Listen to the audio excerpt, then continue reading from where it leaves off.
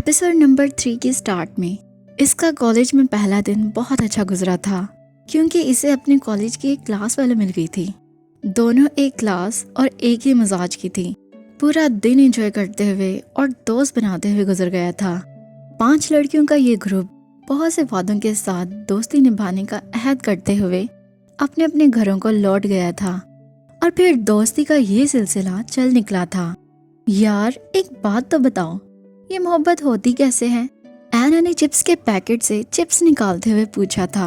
यार सिंपल सी बात है, जब एक फुल हाइट का मालिक आपके सामने हो, अपनी बुरी आंखों से आपको देख रहा हो, अपने अनाबी होंठों से अपने प्यार का इजहार कर रहा हो, अपने मजबूत हाथों से आपके कंधे थाम के यकीन दिला रहा हो, तो सच पूछो यार, मोहब्बत हो ही जाती है।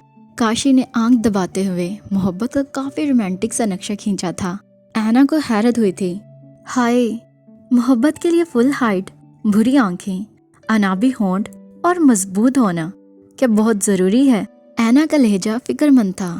हाँ यार, मोहब्बत करो तो किसी शानदार पर्सनालिटी से, और अगर कोई इतना खूबसूरत ना हो तो फिर मोहब्बत ही ना करो मेरी जान। काशी ने हल बताया था। तो फिर मैं इतना हैंडसम लड़का कहाँ से ढूंढूंगी जिससे मैं मोहब्बत कर सकूं? एना को फिक्र सताने लगी थी। क्या तुम्हारे आसपास ऐसा कोई भी नहीं है? खूबसूरत, हैंडसम? काशी ने हैरानी से कहा। खूबसूरत और हैंडसम?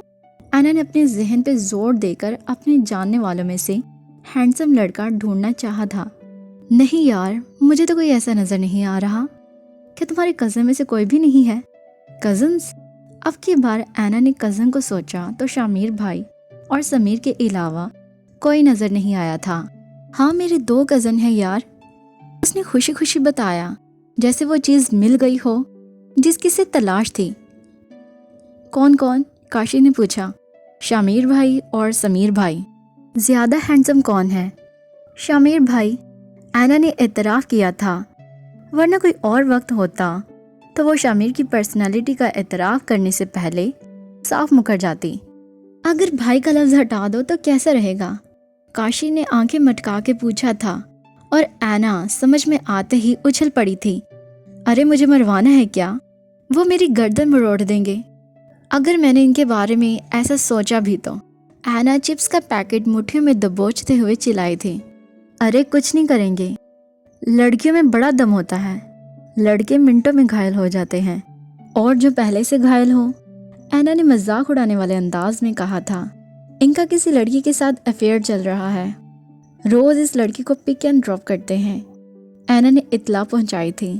तो यार इस लड़की को रास्ते से हटा दो। कैसे यार? एना अब इसकी बातों से उलझने और बेजार होने लगी थी। रानिया आपी, आज मैंने इस लड़की को शामिर भाई के साथ एक होटल में देखा था। शामिर भाई इसे गिफ्ट दे रहे थे और वो मुस्कुरा रही थी। रानिया आपी का दिल धक से रह गया। अब क्या करें? शामिर को कैसे मना करें कि वो इससे मेलजोल ना रखें? रानी आपी का लहजा पर सोच और फिक्रमंद था। शामिर भाई को नहीं, आप इस लड़की को मना करें जो इनके पीछे पड़ी हुई है। एना ने रास्ता दिखाया। इस लड़की को मना? मगर कैसे? अरे आपी, सिंपल सी बात है, इसके घर जाएं और इसे खड़ी खड़ी सुनाकर वापस आ जाएं। एना के ख्याल में ये सब करना बहुत आसान था। नहीं एना, ऐसे कैसे हो सकता है भला? शामिर को ही समझाने की कोशिश करती हूँ। आप भी वो नहीं समझेंगे, बल्कि वो आप पर ही गुस्सा करेंगे, इसलिए बेहतर है कि आप शॉर्टकट इस्तेमाल करें। एना की आंखों पे काशी की पढ़ाई पट्टी बंधी हुई थी और इसने रानिया को इतना पंप कर दिया था कि वो इस लड़की के घर जा पहुंची थी। आप किसके कहने पे अरीहा के घर गई थी? शामिर जिंदगी में पहली बार रानिया आपी के साथ इस लहजे में बोला था जिस पे इन्हें दुख हुआ था। गलत लोगों की सोहबत का यही तो असर है कि तुम अपने बड़ों के सामने इस लहजे में बात कर रहे हो। गलत वो लोग नहीं, गलत आप लोग हैं। आपकी सोच गलत है। आपने हर ताल्लुक को एक ही तराजू में तोलना सीखा है। हाँ, आजकल की लड़कियां जैसी है इनका हमें खूब पता है, रानी आपी ने गुस्से से कहा था। इस वक्त वो तिलमिलाते हुए वहां से चला गया, मगर जब शाम को अरीहा से वाकयात की तफसील सुनी तो इसका चेहरा गुस्से से लाल हो रहा था। اس کا رخ اینا کے کمرے کی طرف تھا۔ آپ؟ اینا اسے دیکھتے ہی بیڈ سے اتر گئی تھی، لیکن دوسرے ہی پل وہ زناٹے سے پڑنے والے تھپڑ سے لڑکھڑا کر بیڈ پر گری تھی۔ شامیر بھائی، شٹ اپ! اپنی گندی زبان سے میرا نام مت لینا۔ میں سمجھتا تھا تم صرف زبان کی بری ہو، دل کی بری نہیں ہو، مگر آج مجھے پتا چلا ہے کہ تم زبان کی بری بھی ہو، دل کی بری بھی ہو اور دماغ کی بری بھی ہو۔ جتنی گھٹیا تم ہو، اتنی گھٹیا تمہاری سوچ ہے۔ تم سب کو اپنی جیسا سمجھتی ہو، حالانکہ تم صرف ایک ہو، تمہارے جیسا کوئی اور نہیں ہے۔ شامیر غصے سے پاگل ہو رہا تھا۔ لیکن میں نے کیا؟ تم نے جو کیا ہے اچھا کیا ہے۔ تم نے رانیہ آپی کو اریحا کے بارے میں بتایا، میں نے اریحا کو برتھ ڈے گفٹ دیا، تم نے وہ بھی بڑا چڑھا کر پیش کیا۔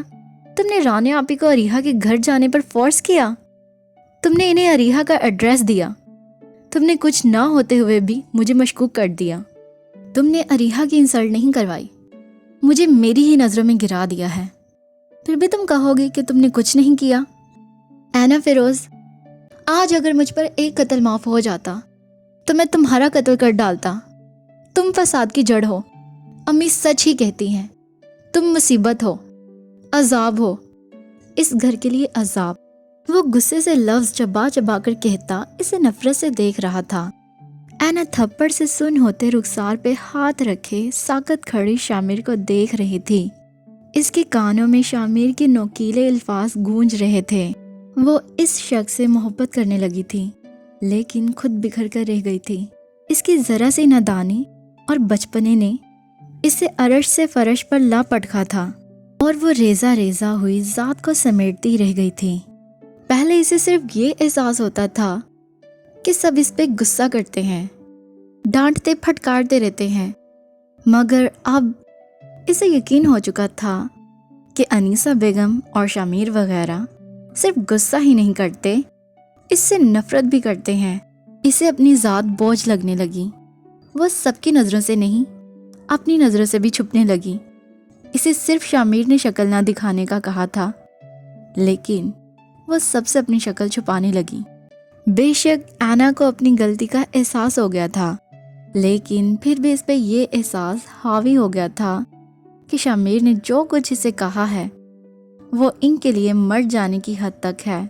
وہ ہنستی کھیلتی خوش خوش رہنے والی اینا چپ ہو کر رہ گئی تھی، اور اس کی اس چپ کا غم بی جان کو کھائے جا رہا تھا۔ البتہ گھر میں اور کسی کو کوئی فکر نہ تھی، بلکہ سب سکون میں ہو گئے تھے۔ شامیر ہائر اسٹڈی کے لیے ملک سے باہر جانا چاہتا تھا، جس کے لیے آج کل اس کی کوششیں جاری تھی۔ وہ اپنے یورپ جانے کا انتظام کر رہا تھا اور اسی بھاگ دوڑ میں لگا ہوا تھا۔ آج کل اسٹڈی ویزے کی سہولت ملی ہوئی تھی اور وہ اس سہولت سے فائدہ اٹھانا چاہتا تھا۔ شاید قسمت اس کا ساتھ دے رہی تھی، جب ہی اس کے سارے انتظامات ہوتے چلے گئے تھے۔ اسے ایک ماہ بعد امریکہ جانا تھا اور گھر والے سبھی اس کے لیے اداس ہو رہے تھے۔ بھائی، آپ واپس کب آئیں گے؟ سارا نے کافی اداسی سے پوچھا تھا۔ 4 سال بعد انشاءاللہ میں آپ لوگوں کے ساتھ ہوں گا۔ شامیر نے مسکرا کر چھوٹی بہن کا ہاتھ تھپکا تھا۔ 4 سال تو بہت زیادہ ہوتے ہیں بھائی، زندگی بہت بدل جاتی ہے، سارا نے کھوئے ہوئے لہجے میں کہا تھا۔ اللہ سے بہتری کی دعا کرنی چاہیے گڑیا۔ اس نے بہن کو بازوؤں کے گھیرے میں لے کر قریب کر لیا تھا۔ بھائی، ہمارے لیے بھابھی بھی لے آنا، نویرا نے چائے کا کپ تھماتے ہوئے چھیڑا تھا۔ اللہ خیر کرے، میرا بیٹا بھلا کیوں لانے لگا گوری میم؟ ہو نہیں، تمہارے چچا نے جو روک پال رکھا ہے کیا وہ کافی نہیں ہے؟ انیسہ بیگم نے بیٹی کو ڈانٹ دیا تھا۔ امی، میں تو بس مذاق کر رہی تھی۔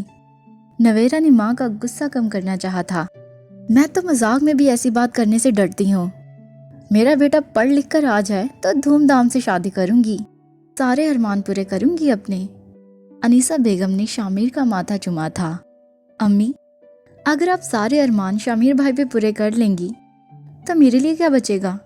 سمیر نے دہائی دی تھی اور وہ سب ہنس پڑے تھے، اور ان سب کو ہنستے ہوئے دیکھ کر کسی کی اداس آنکھیں گہری محرومی پہ رو رہی تھی اور دل دکھ سے بھرا ہوا تھا۔ کتنا مکمل، کتنا پرفیکٹ منظر تھا۔ اس کے سامنے ایک بھائی اپنی چھوٹی بہن سے پیار کر رہا تھا۔ بہن لاڈ سے باتیں کر رہی تھی، ماں محبت بھری نظروں سے دیکھ رہی تھی، دوسرے بہن بھائیوں کی نوک جھوک جاری تھی۔ سب کے درمیان ایک رشتہ تھا، مان تھا، محبت تھی، ایک دوسرے کا احساس تھا، سب کچھ تھا وہاں، وہ سب کچھ جو اینا فیروز کے پاس نہیں تھا۔ بس دکھ تھا یا پھر آنسو تھے، وہ ایک گہرا احساس تھا، محرومی کا احساس۔ سمیر اور سارا کی کسی بات پہ کہکا لگا کر ہنستے ہوئے شامیر کی نظر اوپر کی سمت اٹھی تو پھر اٹھی ہی رہ گئی۔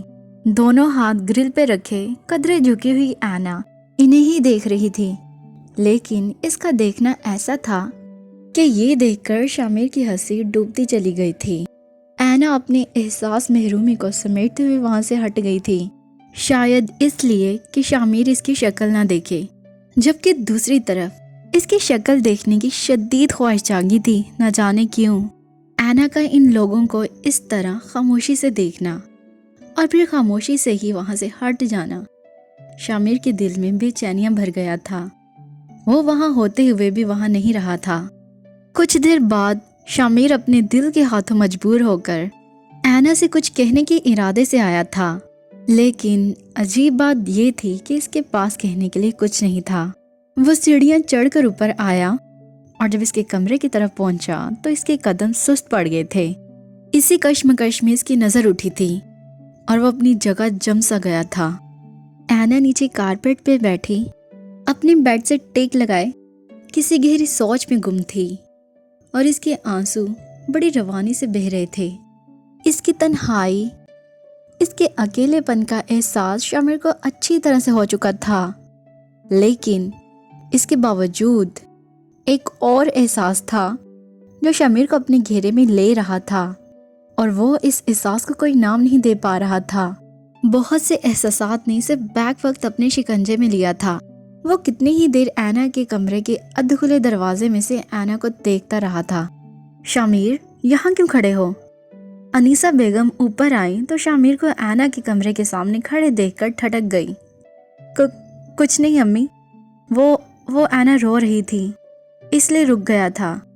نہ جانے کیوں وہ گھبرا گیا تھا، اسے اپنا لہجہ اجنبی سا لگا تھا اور اسے اپنے بہانے پہ حیرت ہوئی تھی۔ اینا کیوں رو رہی تھی؟ انہوں نے اپنے بیٹے کی اڑی اڑی رنگت کو مشکوک نظروں سے دیکھا تھا۔ پتہ نہیں، اس نے کندھے اچکائے، لیکن پھر بھی انیسہ بیگم نے تصدیق کرنے کے لیے اینا کے کمرے میں جھانک کر ہی دم لیا تھا۔ ہو نہیں، اپنی پیدا کرنے والوں کو ہی رو رہی ہوگی۔